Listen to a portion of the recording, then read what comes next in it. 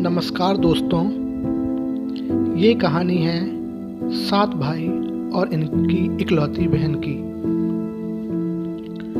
एक राजा के 7 बेटे और एक बेटी थी।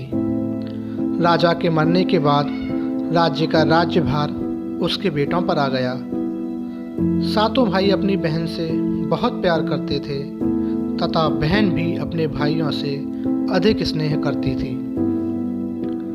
रोजाना सातों भाई शिकार करने के लिए वन को जाया करते थे तथा वे वन से जो शिकार करके लाते, बहन उससे भोजन पकाया करती थी।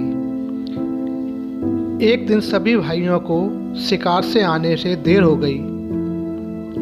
बहन को भोजन पकाने की चिंता सताने लगी। वह भोजन पकाने के लिए खेत से साग लेकर आई। साग काटते समय धारदार चाकू से बहन की उंगली कट गई। उंगली से खून बहने लगा। खून को साफ करने के लिए उसने अपनी चुंदरी उठाई।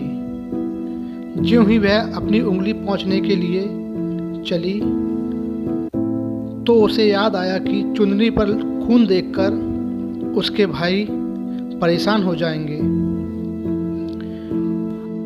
फिर वह घर की दीवार से खून पोंछने के लिए बढ़ती है, मगर फिर से उसे ये लगता है कि घर में घुसते ही भाइयों की नज़र इस खून पर जाएगी और वो मुझसे इसका कारण पूछेंगे।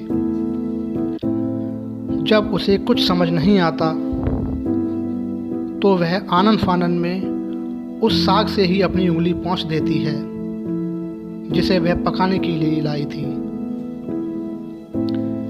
देर शाम जब सातों भाई शिकार करके घर वापस लौटे तो बहन ने उन्हें बड़े चाव से भोजन परोसा।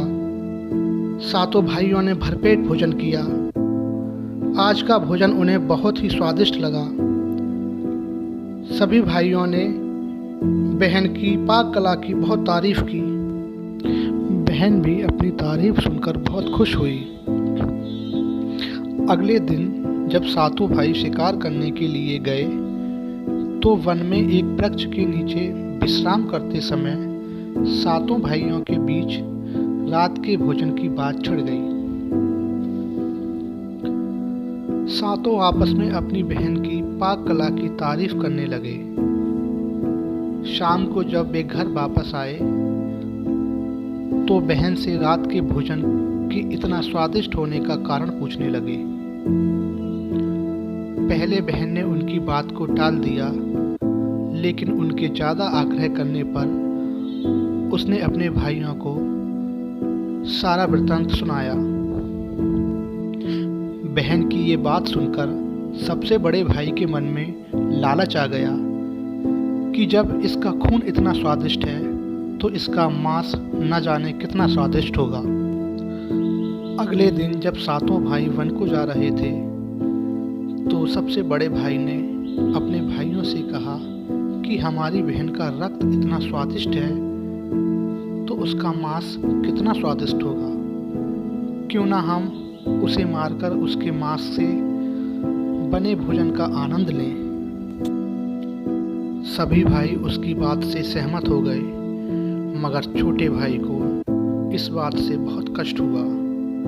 वह ऐसा करने के सख्त खिलाफ था, मगर वह कर भी क्या सकता था क्योंकि वह सबसे छोटा था। अगले दिन सभी भाइयों ने बहन को मारने की योजना बनाई। उन्होंने एक टीले पर बांस से एक घर बनाया। बड़ा भाई अपनी बहन से कहता है कि बहन, अब तू बड़ी हो गई है, इसलिए हम सब भाइयों को तेरी शादी करने की चिंता हो गई है। हमने फैसला लिया है अब तेरी शादी करने का। हमने तेरे लिए एक लड़का भी पसंद कर लिया है। कल तुझे हमारे साथ उस लड़के से मिलने जाना है।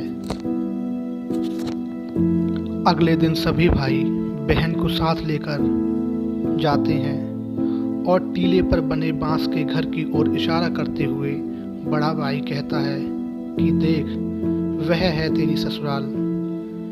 बहन भी घर देखकर मन ही मन खुश होती है। टीले पर पहुंचते ही सभी भाई बहन को एक बांस से बांध देते हैं। बहन को भी उनकी योजना का आभास हो जाता है।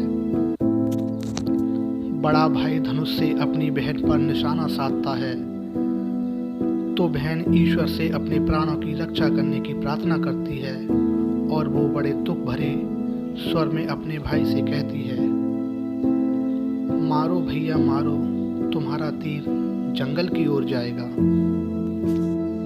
जब भाई तीर चलाता है तो उसका निशाना चूक जाता है। इसी प्रकार एक एक करके सभी भाई बाण चलाते हैं और हर बार बहन वही बात कहती है, मारो भैया मारो, तुम्हारा तीर जंगल की ओर जाएगा। इस प्रकार एक एक करके सभी भाई तीर चलाते हैं और सभी का निशाना चूक जाता है।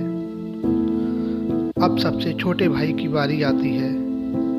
पहले तो वो तीर चलाने से मना करता है, मगर सभी भाई उससे कहते हैं कि यदि तूने इसे नहीं मारा तो हम तुझे मार देंगे। बहन ये सब देख रही होती है।